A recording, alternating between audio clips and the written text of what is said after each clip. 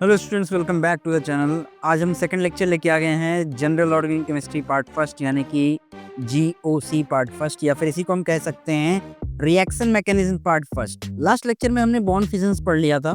Last lecture को जरा सा एक रिकैप देता हूँ, फिर आज सेकंड लेक्चर स्टार्ट करता हूँ। लास्ट लेक्चर में हमने पढ़ा था कि हमारे पास बॉन्ड फिजन यानी कि बॉन्ड तोड़ने के तरीके कितने होते हैं।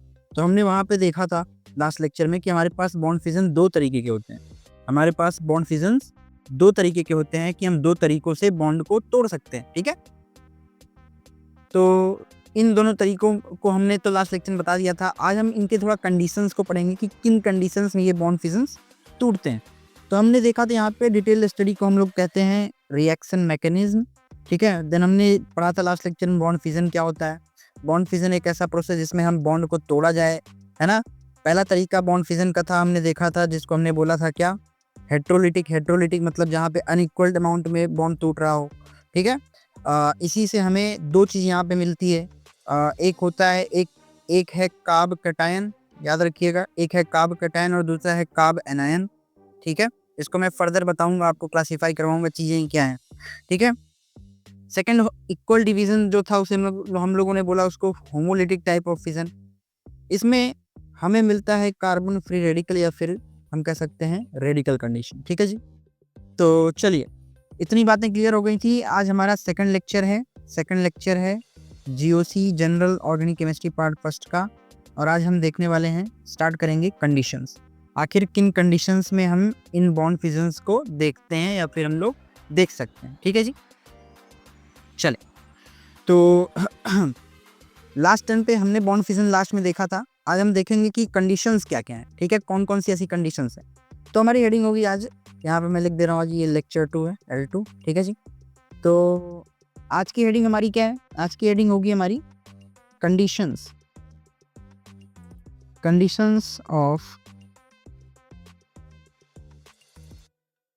Of homolysis.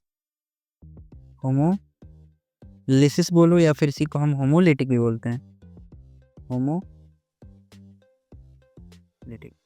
ठीक है जी, चलिए पहला कंडीशन क्या होगा। पहला कंडीशन होता है होमोलिटिक फिजन हो, उसके लिए हमारे पास पहला कंडीशन हमको होना चाहिए, हमारे पास पहला कंडीशन कि टेम्परेचर जो है अपने पास जो है, टेम्परेचर वो हाई होना चाहिए, यानी कि high temperature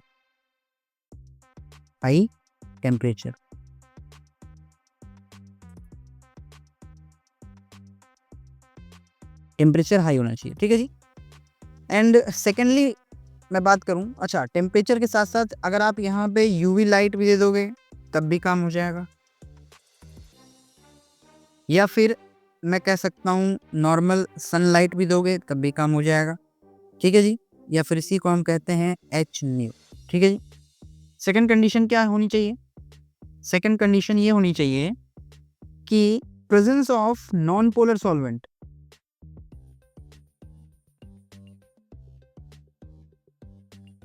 presence of non polar solvent, non polar. अब ये वर्ड नॉन पोलर का मतलब क्या है। नॉन पोलर का मतलब है कि जिस कंपाउंड एज सोल्यूशन जिसमें डायरेक्शन ना हो। आगे मैं बताऊंगा इसको डाइलेक्ट्रिक कांस्टेंट में। तो नॉन पोलर सॉल्वेंट, तो इसका एग्जांपल क्या हो जाएगा। नॉन पोलर सॉल्वेंट के एग्जांपल की मैं बात करूं तो नॉन पोलर में आ जाएगा हमारे पास बेंजीन, जिसको आप लोग जानते ही हो, C6, just a minute, benzene जिसको आप लोग जानते हो, फॉर्मूला क्या है ऑर्गेनिक बेंजीन का, C6H6। ठीक है जी, बेंजीन हो गया, CCl4 हो गया यानी कार्बन टेट्राक्लोराइड एटसेट्रा। ठीक है, नाउ नेक्स्ट वन इज, तीसरी कंडीशन होनी चाहिए क्या, तीसरी कंडीशन होनी चाहिए कि in the presence of peroxide effect, in the presence of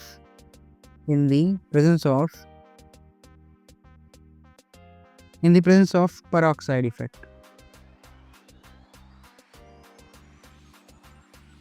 ठीक है जी, अब पेरोक्साइड इफेक्ट क्या है, जैसे कि मान लो मैं एग्जांपल लेता हूं, जैसे हाइड्रोजन पेरोक्साइड हो गया H2O2, ऐसे कंडीशंस, ऐसे वाले एलिमेंट्स यानी पेरोक्साइड की मौजूदगी हो। ठीक है, तो ये 3 कंडीशंस हैं। अगर आप इन तीनों कंडीशंस में कोई भी एक कंडीशन देते हो तो आपका जो बॉन्ड है वो टूटेगा, जिस हिसाब से उसको हम लोग बोलेंगे होमोलिसिस, मतलब कि इक्वल अमाउंट में आपका बॉन्ड वहाँ पे टूटेगा। ठीक है जी, वहाँ पे आपका जो बॉन्ड फिजन होगा वो इक्वल अमाउंट में होगा। ठीक है, इतनी बात क्लियर है क्या? चलिए, अब हमने देख लिया कंडीशंस फॉर होमोलिसिस, तो अब हमारे को नेक्स्ट हम देखेंगे कंडीशन फॉर हेट्रोलिसिस में। तो हेडिंग लगा लीजिए। नेक्स्ट हेडिंग होगी हमारी कंडीशंस फॉर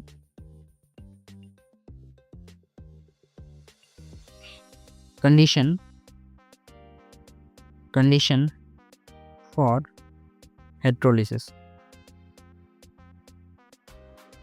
हेट्रोलिसिस बोलो या फिर हेट्रोलिटिक बोलो, दोनों सेम। ठीक है जी, चले देखो, जो कंडीशंस आपने होमोलिटिक के लिए लगाया था उन सारी कंडीशंस का आप रिवर्स यानी वाइसी वर्सा कर दो, या फिर उल्टा मैं कह दूं अपोजिट।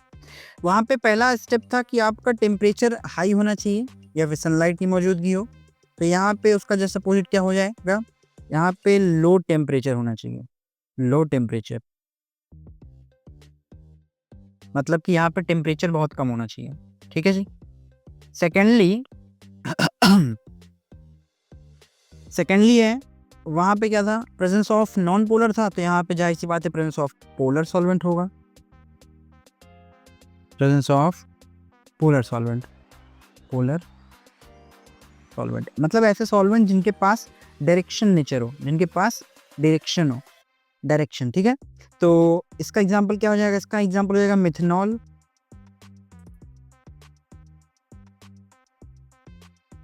इसको हम लोग आम भाषा में क्या कह सकते हैं, CH3OH, जहरीली दारू। ठीक है, और एग्जांपल क्या हो जाएगा इसका, एसिटिक एसिड हो जाएगा, एसिटिक एसिड। ठीक है, जिसको हम लोग आम भाषा में CH3COOH भी कह सकते हैं। ठीक है, acetic acid. Last but not the least, third है हमारा, तीसरा कंडीशन क्या होगा, तीसरा कंडीशन है भाई, वहाँ पे हमने लिया था परऑक्साइड इफेक्ट, तो नहीं यहाँ पे तीसरा कोई नहीं, यहाँ पे सिर्फ 2 ही कंडीशंस हैं। ठीक है जी, यहाँ पे सिर्फ 2 ही कंडीशंस अप्लाई होंगे। यहाँ पे ये दोनों कंडीशंस में आप बॉन्ड को हेट्रोलिटिक यानी कि अनइक्वल अमाउंट में तोड़ सकते हो। ठीक है, चलिए इतनी बात क्लियर है क्या? नाउ आगे बढ़ते हम लोग, नेक्स्ट है हमारा होता क्या। देखो, हमने आखिर बॉन्ड फिजन से स्टार्ट क्यों किया, हमने बॉन्ड को तोड़ा ही क्यों, तो यहाँ पे आपको पता चलेगा कि हमको ज़रूरत क्या थी बॉन्ड फिजन की। तो यहाँ पे एक कंक्लूजन आता है कि फॉर्मेशन ऑफ इंटरमीडिएट्स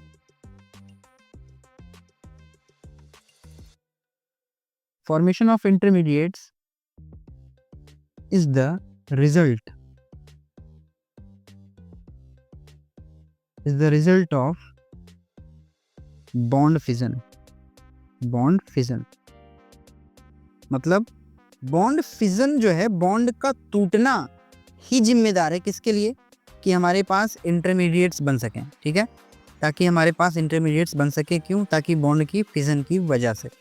ठीक है, तो यहाँ पे मैं ये बात कह सकता हूँ। ठीक है जी, उसकी बात क्लियर है क्या?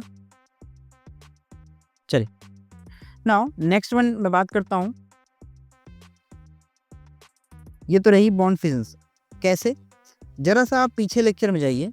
अगर मैं पीछे जाता हूँ तो यहीं आपको जो मैं सर्कल करके बता रहा था, अब उसका वक्त आ गया है बताने को। देखो, हेट्रोलिटिक बॉन्ड फिजन जो है वो रिस्पॉन्सिबल है कार्ब एनायन बनाने के लिए और कार्ब कैटायन को बनाने के लिए। ठीक है, और होमोलिटिक से हमें क्या मिला था, कार्बन फ्री रेडिकल। आपकी पूरी केमिस्ट्री में यही 3 इंटरमीडिएट्स हैं। In chemistry we all have the intermediates, we all have 3 types of intermediates. अगर मैं बात करूं, हमारे पास केमिस्ट्री में 3 तरीके के ही तो इंटरमीडिएट्स हैं। ये जो इंटरमीडिएट्स हैं हमारे पास पूरी केमिस्ट्री में, ये 3 ही तरीके के तो हैं, 3 ही तरीके के तो हैं। कौन कौन से? पहला है हमारा कार्ब कैटायन, पहला है हमारा कार्बोकैटायन,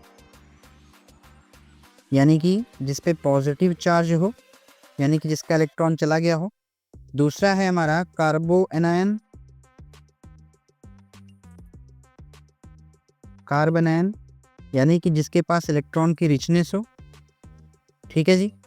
लास्ट हमारे को मिलता है होमोलिटिक फिजन से carbon free radical, carbon free radical, या फिर हम इसको सिंपली रेडिकल कंडीशन भी कह सकते हैं, मतलब जिसमें एक सिंगल इलेक्ट्रॉन हो, एक लौता इलेक्ट्रॉन हो, ठीक है। चलिए, तो आप सभी को पता चल गया कि हमको बॉन्ड फिजन हमने क्यों पढ़ा, इसलिए पढ़ा ताकि हम केमिस्ट्री में मौजूद 3 तरीके के इंटरमीडिएट्स को बना सकें या फिर जनरेट कर सकें या फिर उनके बारे में पढ़ सकें। तो जाहिर सी बात है हमारे को 3 इंटरमीडिएट मिल गए हैं, तो इन तीनों इंटरमीडिएट्स की थोड़ी सी प्रॉपर्टीज चेक कर लेते हैं। तो नेक्स्ट टॉपिक होगा, नेक्स्ट हमारा हेडिंग होगा, इनकी हम प्रॉपर्टीज देखेंगे आज। नेक्स्ट है हमारा प्रॉपर्टीज, तो हेडिंग लगाइए, नेक्स्ट हेडिंग है हमारी properties, properties of intermediates.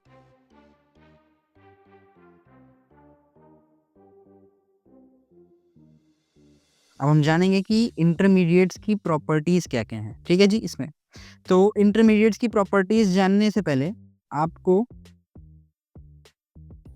Intermediates की प्रॉपर्टीज जानने से पहले हमें एक सेक्शन बना लेंगे कि हम क्या क्या चर्चा करने वाले हैं। पहला, इधर होगी हमारी प्रॉपर्टीज,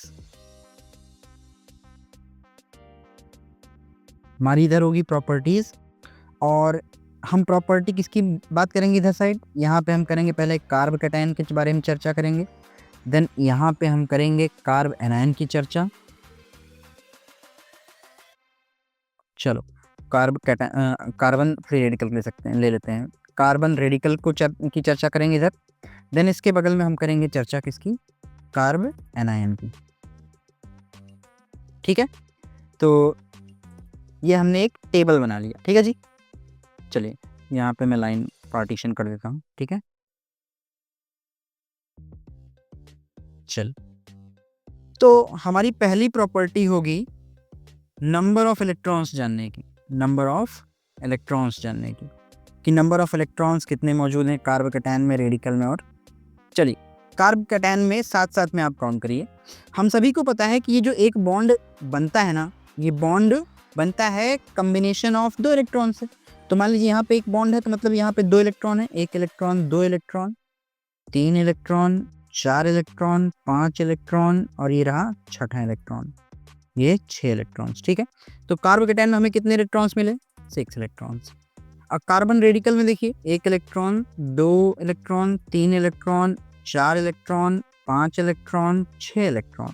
अब बचा हुआ ये रेडिकल का भी तो आप काउंट करोगे ना, 7। तो यहाँ पे हमें कितने इलेक्ट्रॉन्स मिल गए, 7 इलेक्ट्रॉन। यहाँ पे देखिए 1 electron, 2 electron, 3 electron, 4 electron, 5 electron, 6 electron. देखिए एक बात मैं बता रहा हूँ, 6 तो ये रहा। ये जो नेगेटिव वाला है ना, हम नेगेटिव साइन क्यों लगाते हैं, जब किसी का इलेक्ट्रॉन उस पर आ जाए तो आप सोचो ना, नेगेटिव साइन जो है ये एक तरीके के देखो तो बॉन्ड के जैसा ही तो दिख रहा है, और एक तो एक्सेसनेस भी दिखाता है। तो एज इसको हम 2 इलेक्ट्रॉन की तरह ट्रीट करेंगे।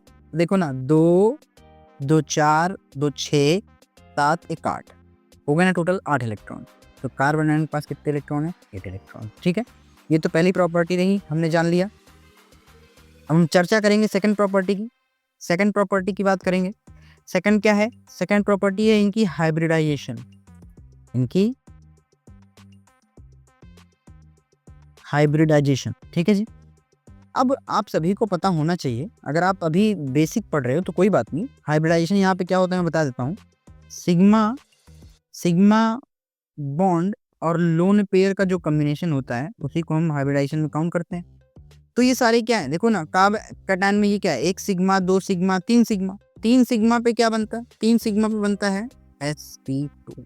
क्यों जी, समझिए sp2 क्यों बना। जब एक सिग्मा बॉन्ड होता है तो एक सिग्मा बॉन्ड स्फेरिकल शेप का होता है, वो s ऑर्बिटल से कंबाइंड होता है, ठीक है जी। पहला जो बॉन्ड बनेगा वो s में जाएगा, बाकी जो एक दूसरा बनेगा वो p में गया। अब ऐसे यहाँ पे 2 हैं, ऐसे ही यहाँ पे कितने, 2 हैं, तो ये क्या हो गया, sp2 हो गया, ठीक है जी। अब नेक्स्ट मैं बात करता हूँ इसकी कार्बन फ्री रेडिकल की, जिसमें लोग कंफ्यूज होते हैं। देखो 1 sigma bond, 2 sigma bond, 3 sigma bond. अब देखो 3 सिग्मा बॉन्ड तो है, यहाँ पे लोग ना काउंट करते हैं इस फ्री रेडिकल को भी। याद रखिएगा फ्री रेडिकल को नहीं काउंट होता है, ये काउंट होता है सिर्फ यहाँ पे लोन पेयर। लोन पेयर का क्या होता है, जब यहाँ पे 2 ऐसे जोड़े में इलेक्ट्रॉन मौजूद हो तब हम बोलते हैं उसको लोन पेयर, ठीक है। यहाँ पे सिंगल है यानी कि रेडिकल है, ये काउंट नहीं होगा। तो यहाँ पे भी 1 सिग्मा, 2 सिग्मा, 3 सिग्मा, तो जाहिर सी बात है इसकी भी हाइब्रिडाइजेशन sp2। यहाँ पे देखिए 1 सिग्मा, 2 सिग्मा, 3 सिग्मा, ये एक लोन पेयर है। ये क्या है, ये क्या है, लोन पेयर। तो सिग्मा प्लस लोन पेयर क्या हुआ, 4 हो गए, तो 4 पे हम sp3 बोलेंगे, ठीक है जी। नेक्स्ट हम बात करते हैं तीसरी प्रॉपर्टी। तीसरी प्रॉपर्टी हमारी क्या है, तीसरी प्रॉपर्टी हमारी शेप। तीसरी प्रॉपर्टी हमारी क्या है, शेप। इनका आखिर शेप कैसा है, चलिए। कार्ब कैटायन की बात करूं तो sp2 है हाइब्रिडाइजेशन, तो sp2 हाइब्रिडाइजेशन का जो शेप होता है वो प्लेनर बोला जाता है, प्लेनर। याद रखिएगा sp2 हमेशा से प्लेनर बोला जाएगा या इसी को आप 2D बोल सकते हो। याद रखना जब हम इसमें एक लास्ट टॉपिक आपको पढ़ाएंगे जो कि हमारा एरियोसोल कंपाउंड बनाता है, यानी कि एरोमेटाइजेशन यानी एरोमेटिक कंपाउंड्स, वहाँ पे ये बहुत काम आएगा। ये भी sp2 है, तो जाहिर सी बात है ये भी कैसा है, प्लेनर है, यानी कि 2D स्ट्रक्चर। ये sp3 है, मतलब ये तो प्लेनर नहीं है, ये थोड़ा 3D स्ट्रक्चर, ये है पिरामिडल शेप। ये क्या है, पिरामिड, PYR, पिरामिडल, ठीक है जी, पिरामिडल, ठीक है। चल नेक्स्ट बात करता हूँ, लास्ट प्रॉपर्टी, स्पीसी कैसा है। ये स्पीसी आखिर है कैसा, मतलब स्पीसी कैसा है, मतलब गरीब है, अमीर है, ये सब, ठीक है जी। देखिए आप तभी तक बोलेंगे कि कोई भी इलेक्ट्रॉन रिच है जब तक उसके ऑक्टेट ना कंप्लीट हो, ठीक है जी। तो इनका ऑक्टेट तो है नहीं कंप्लीट, क्योंकि इनके पास 6 इलेक्ट्रॉन ही है, तो इनको हम बोलेंगे इलेक्ट्रॉन डेफिशिएंट। वो क्या बोलेंगे हम, इलेक्ट्रॉन डेफिशिएंट, ठीक है। ये भी 7 है, तो इसको भी क्या बोलेंगे, इलेक्ट्रॉन डेफिशिएंट। ये है 8 इलेक्ट्रॉन, तो इसको हम लोग बोलेंगे, इसका ऑक्टेट कंप्लीट है तो इसको बोलेंगे हम लोग इलेक्ट्रॉन रिच, ठीक है।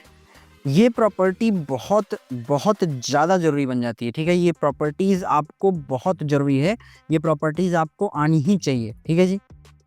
ये प्रॉपर्टीज़ आपको याद ही होनी चाहिए कि ये है प्रॉपर्टीज़ किसकी, ये प्रॉपर्टीज़ हैं इंटरमीडिएट्स की, जो आपको आना ही आना चाहिए, ठीक है जी। चलिए एक छोटा सा टॉपिक और ख़त्म करेंगे, एक छोटा सा टॉपिक है, उसके बाद अगले लेक्चर से हम स्टार्ट करेंगे ये इलेक्ट्रॉनिक इफेक्ट्स, अगले लेक्चर से स्टार्ट करेंगे, ठीक है। तो चलिए नेक्स्ट हमारा टॉपिक है आज का लास्ट टॉपिक जो होगा,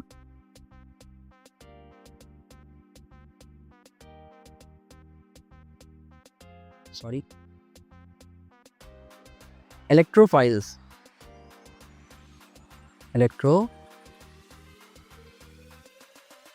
इलेक्ट्रोफाइल या फिर इसी को बोलते हैं इलेक्ट्रोफिलिक। समझिएगा मतलब क्या है इसका। अच्छा, इधर हम इलेक्ट्रोफिलिक पढ़ेंगे और इधर हम पढ़ेंगे न्यूक्लियोफाइल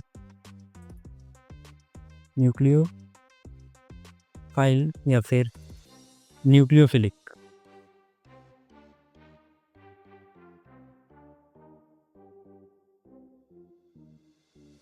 चलिए देखिए शब्द पकड़िए, इलेक्ट्रो का मतलब है इलेक्ट्रॉन्स, फिलिक का मतलब होता है चाहत,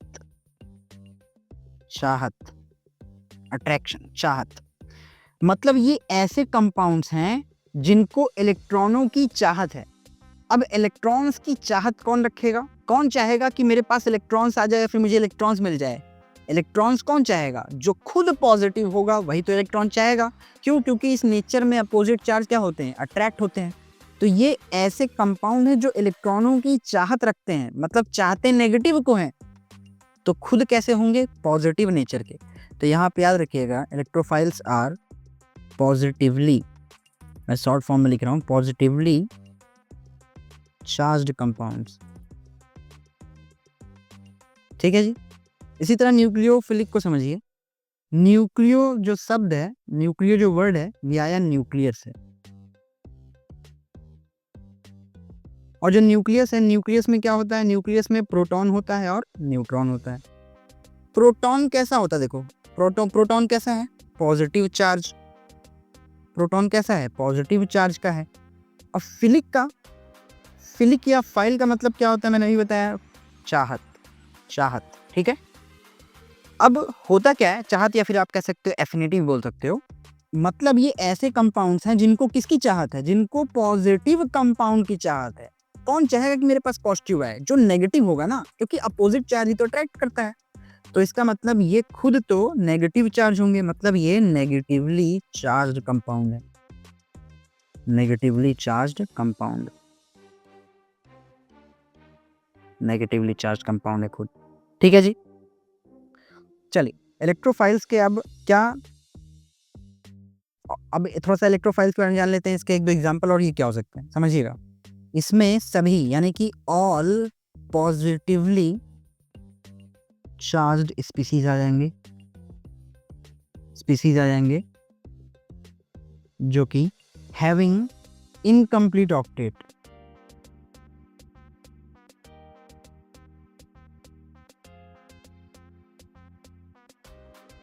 सारे पॉजिटिवली चार्ज कंपाउंड इसमें आ जाएंगे, सारे पॉजिटिवली चार्ज स्पीसीज आ जाएंगे जिनका ऑक्टेट कैसा होगा? इनकम्प्लीट होगा। ठीक है। और इसमें ऑल नेगेटिवली चार्ज स्पीसीज, ठीक है, जिसमें ऑक्टेट कंप्लीट होगा, फुल ऑक्टेट होगा। ठीक है। इसके कुछ एग्जांपल दे देता हूँ। कुछ एग्जांपल जैसे इसके H पॉजिटिव हो गया, CH3 पॉजिटिव, या फिर Cl positive, Br positive, NO2 positive, ऐसे करके कई एग्जांपल हो सकते हैं। इधर न्यूक्लियोफाइल्स का मैं एग्जांपल दे दूं तो उसी का अपोजिट कर दो, H नेगेटिव हो जाएगा, CH3 नेगेटिव हो जाएगा, Cl नेगेटिव, Br नेगेटिव। ठीक है, ऐसे ही करके एक्सेट्रा। ठीक है जी। तो हमने आज के डेट में क्या क्या समझा, एक बार क्विक रिवाइज करते हैं। आज हमने क्या क्या देखा आज के लेक्चर में? हम लोगों ने लास्ट लेक्चर में होमोलिटिक बॉन्ड फिजन पढ़ा था। आज के लेक्चर की हमने शुरुआत करी कंडीशंस को देख के कि क्या कंडीशन होगी कि होमोलिटिक या फिर होमोलाइसिस हो सकता है। ऐसे कौन कौन से कंडीशंस देंगे जिसके थ्रू हम होमोलाइसिस या होमोलिटिक कर सकते हैं। ठीक है। कंडीशंस पढ़ा हमने होमोलिटिक के, फिर हमने कंडीशंस पढ़े हेट्रोलिटिक के। देन उसके बाद हमने क्या किया, जाना कि आखिर हमने बॉन्ड क्यों तोड़ा। हमने बॉन्ड तोड़ा ताकि हमें इंटरमीडिएट्स मिल सके।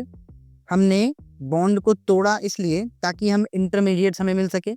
अब ये इंटरमीडिएट्स कितने तरीके के होते हैं? हमने देखा कि इंटरमीडिएट्स 3 तरीके के होते हैं। ठीक है। कार्ब कैटायन, कार्ब एनायन और कार्बन फ्री रेडिकल। ठीक है जी। अब इनकी हम प्रॉपर्टीज के बारे में चर्चा करें कि आखिर इन इंटरमीडिएट्स की प्रॉपर्टीज क्या क्या होती हैं, मतलब क्या होते हैं ये। ठीक है। तो यहाँ पे हमने प्रॉपर्टीज पढ़ा जो कि बहुत इंपॉर्टेंट था, आज के लेक्चर का की पॉइंट था। देन उससे भी ज़्यादा इंपॉर्टेंट था आज के लेक्चर का लास्ट पॉइंट कि इलेक्ट्रोफाइल्स क्या होते हैं, इलेक्ट्रोफाइल्स या इलेक्ट्रोफिलिक कंपाउंड्स क्या होते हैं, न्यूक्लियोफाइल्स या फिर न्यूक्लियोफिलिक कंपाउंड्स क्या होते हैं। ठीक है। आज के लेक्चर को हम यहीं पे एंड करते हैं। याद रखिएगा, छोटा लेक्चर हम भले रखे हैं लेकिन इफेक्टिव है। याद रखिएगा, जब क्वांटिटी कम होती है तो क्वालिटी बहुत हाई होती है। तो we believe in qualitative study neither in quantitative study. ठीक है जी। तो क्वालिटी इधर मिल रही है तो आप प्लीज़ सेकंड लेक्चर को देखिए। फर्स्ट लेक्चर को मैंने कंप्लीट थोड़ा सा इंग्लिश में किया था ड्यू टू सम रीजंस, तो उसको आप जरूर जाके देखें। जो पहला लेक्चर से देख के आ रहा है प्लीज़ इस लेक्चर्स को जरूर देखिएगा।